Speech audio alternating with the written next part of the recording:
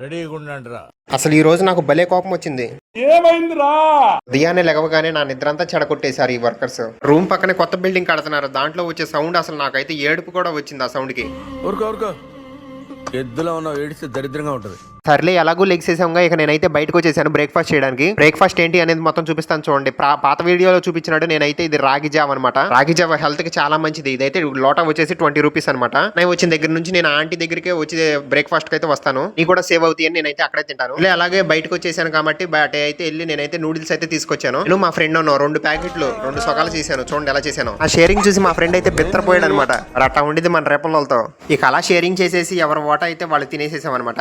నేను చేసిన egg noodles నేను తింటే నాకైతే కడుపులో తిప్పేసింది. అంత చండాలంగా చేస్తాం అనమాట మనం వంటలో. చూసారుగా ఎవరి షేరింగ్ వాళ్ళు చేసేసుకుని ఇద్దరం తినేస్తున్నాము. యాక్చువల్ గా ఈ రోజు నేనైతే హాలిడే తీసుకున్నాను అనమాట.